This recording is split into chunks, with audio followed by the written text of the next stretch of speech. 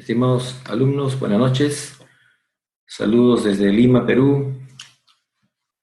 Muy contentos de empezar esta cuarta sesión y contento porque he estado revisando los trabajos que han estado haciendo ustedes y me ha parecido muy interesante, muy buen trabajo que están haciendo con las lecturas y videos y tareas que se les ha dado. Entonces, me parece que vamos en buen camino. Hoy vamos a tratar dos temas interesantes, importantes.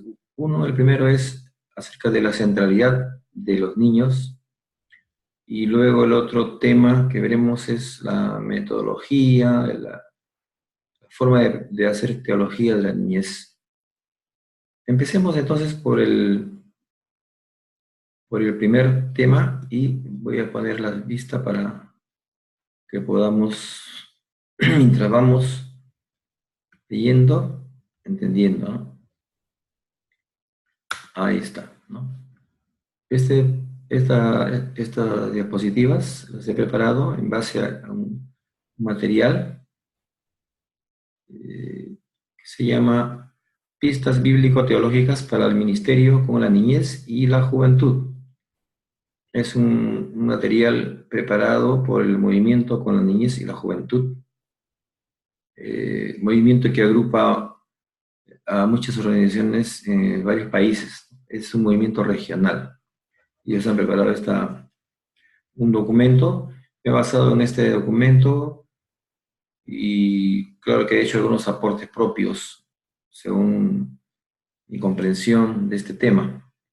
Veamos entonces tres conceptos y el primero es los niños en el reino de Dios. Un tema clave para entender esa relación de niños y reino de Dios lo podemos ver en Marcos 9, 35, 37. Dice, entonces él se sentó y llamó a los 12. En la manera que narra el texto bíblico, ¿no? Y le dijo, si alguno quiere ser el primero, será el postrero de todos y el servidor de todos. Y tomó a un niño y lo puso en medio de ellos, algunas traducciones dicen en el centro de ellos. Y tomándole en sus brazos, les dijo, el que reciba en mi nombre a un niño como este, me recibe a mí. Y el que a mí me recibe, no me recibe a mí, sino al que me envió. Palabras importantes del Señor, ¿no? Aquí el Señor nos muestra que el reino de Dios no es como los reinos de este mundo, como el reino de esa época, ¿no? Y lo primero que se nota es que pone a un niño y lo pone como ejemplo de sí mismo, ¿no? Diciendo que él se identifica con este niño y este es un niño vulnerable. No se identifica con los reyes, con los grandes, sino con un niño. Y ahora, este tema del reino de Dios también, ¿no? Es importante cómo lo entendían, saber cómo lo entendían los judíos. La imagen, el concepto del reino de Dios se inspiraba en las esperanzas del antiguo Israel. Ellos anhelaban aquel tiempo en el cual Dios mismo los guiaría. Para que esto sucediese, tendría que haber una persona, ¿no? Un enviado de Dios, el Mesías tendría que venir, ¿no? Y esta idea, esa esperanza en el reino de Dios, era permanente, pero en situaciones especiales era más fuerte este sentimiento, ¿no? Esta idea, esta esperanza, ¿no? En momentos de crisis, de grandes conflictos, y peor todavía cuando eran dominados por otras naciones extranjeras que los maltrataban, ¿no? Ellos anhelaban que llegue el Mesías y que instale su reino. Dios gobernando, Dios guiando al pueblo. Y esta esperanza, ¿no? Era la que se exacerbaba en esos tiempos. Y en el tiempo de Jesús, los romanos los explotaban, los dominaban. Y por ello también este anhelo era mayor, ¿no? Esperaban que este reino se imponga en la tierra, un tiempo de justicia, arrepentimiento, reconciliación, de abundancia, prosperidad para ellos, ¿no? Y esto esperaba los que confiaban en este reino, ¿no? Pero el reino practicado y proclamado por Jesús, entonces, se basa también en esta idea, en esta esperanza, ¿no? De, de, los, de atender a los más desfavorecidos de la sociedad de aquel entonces, ¿no? Atender a los cautivos y luchar contra toda forma de injusticia. Ahí tienen los textos que pueden revisar, ¿no?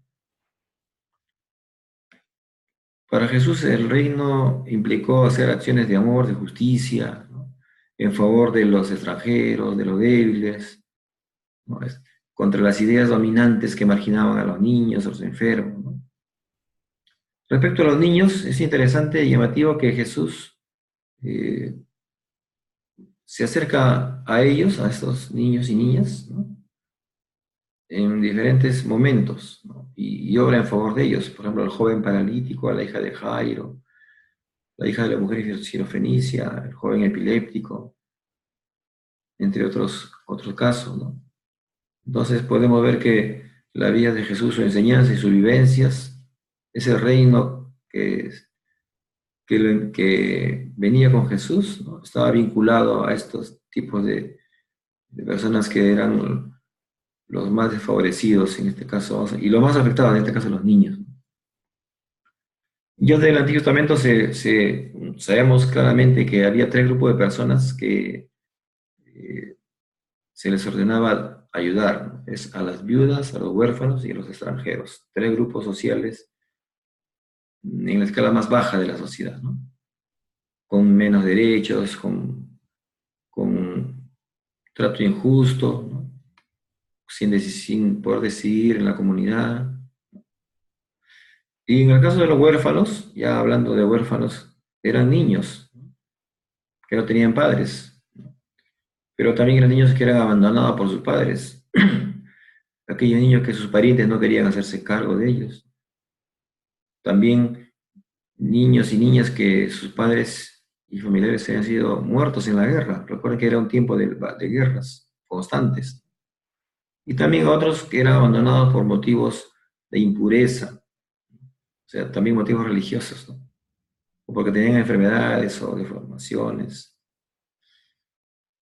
Entonces, Jesús tiene un especial interés en los niños, por eso.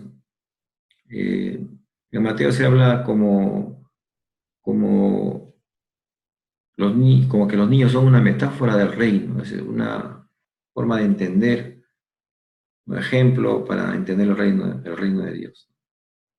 Y esta metáfora del niño, o sea, del pequeño, del débil, del menor, ¿no?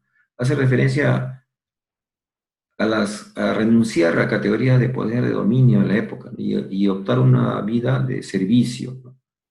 Desde la vulnerabilidad, en esa condición de pobre, de desvalido, ¿no? Que confía en Dios y se entrega al prójimo. Y este niño que Jesús puso en el centro no solamente era así débil porque era menor, sino también era porque era un niño expuesto a situaciones difíciles solo por el hecho de ser niño. Y si este niño era extranjero o huérfano, era peor su situación. O sea, los niños en situación eh, menor, ¿no? De mayor problemas y complicaciones y sufrimiento, ¿no? Entonces así es que los niños vienen a ser metáfora de una condición de vida desde la cual Jesús sirve. Jesús también sirve desde esa posición de humildad, servicio, y Él convoca también a todos a servir a los demás, ¿no? Y la otra idea, otro tema es los niños como sujetos teológicos del reino, que también es así presentado en el Nuevo Testamento, ¿no? En ese texto, cuando dice que Jesús se regocijó en el Espíritu y dijo, te alabo, Padre, porque escondiste estas cosas de los sabios y entendido, las escondiste y las revelaste a los niños, porque así te agradó. Aquí se puede ver cómo Jesús ubica a los niños como metáfora del reino y lugar activo que tienen en su reino. y ese lugar se lo da Dios. Todo lo que, todo lo que había de saberse de Jesús y del reino de Dios había sido escondido a los sabios, a los líderes, a los entendidos, pero le fue revelado a los niños. Entonces, aquí se confrontan dos lógicas, ¿no? La de los sabios y entendidos, que se supone que conocen, más conocen, son intérpretes autorizados de las escrituras, y la lógica de los niños, que son diferentes, digamos, por lo menos, ¿no? Los primeros son los adultos, los entendidos, son la inteligencia, el cálculo, el control, ¿no? Y son los llamados a entender mejor, pero al final los elegidos por Dios son los niños, ¿no? Los niños como sujetos teológicos, como quienes pueden entender las verdades reveladas de Dios, ¿no? Se las reveló. Ahora, hay preguntas que nos podemos hacer, ¿no? Sabiendo que los textos bíblicos tienen un significado profundo. ¿Qué significa entonces ver a Dios desde los niños? Es decir, hay una forma de ver a Dios como el entendido, el preparado, el que trata, el que piensa que sabe, y el niño, el que no sabe, el que parece que no puede entender, ¿no? Entonces, estos primeros ven a Dios de una manera y los niños también de otra manera. Y esa es la idea interesante también. Por eso se habla de teología de la niñez, ¿no? Y eso significa, desde la niñez, o considerando a la niñez, cómo podemos conocer y entender a Dios. En este caso está claro, entender las verdades de Dios. Estas formas lógicas representan distintas maneras, o dos maneras distintas de ver a Dios. No solamente que entienden verdades, sino dos formas diferentes de acercarse a Dios, como niño o como adulto. Como adulto entendido y preparado, ¿no? Entonces, siempre el Señor usa la metáfora de niño en varias ocasiones y en, el, en otro pasaje también usa como metáfora el reino, ¿no? Que, que los niños tienen entonces esa capacidad o esa bendición que Dios les da de comprender las cosas de Él, ¿no? Entonces,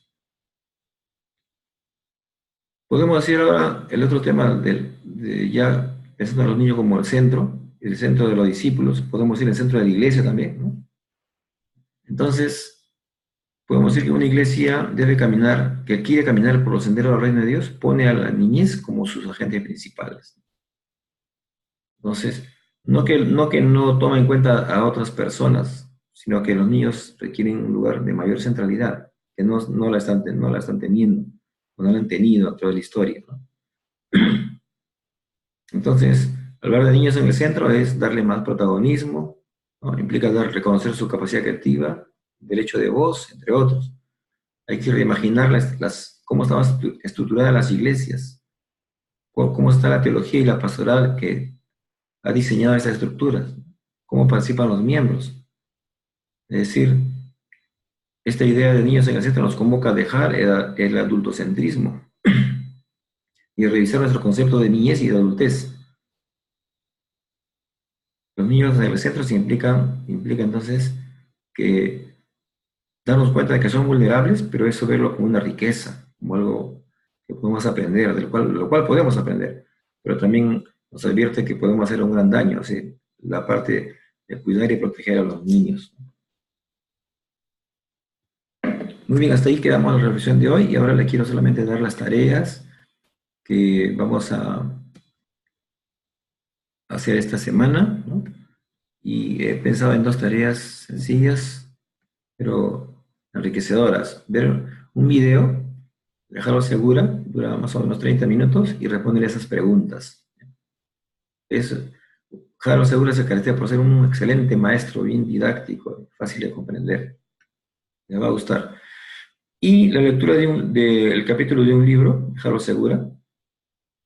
Es el primer capítulo, pero solamente vamos a leer de la página 15 a 37, y responder estas preguntas. Creo que les van a ayudar. Las cuatro primeras preguntas son de comprensión de lectura, y la última es una respuesta de opinión de ustedes. Bien, amigos estudiantes, sigan haciendo sus tareas, les animo a que no se descuiden, a que avancen, lo están haciendo bien, y espero que esto les ayude para su comprensión, su conocimiento, y el ministerio que llevan en sus iglesias. Nos vemos la próxima semana. Que Dios les bendiga.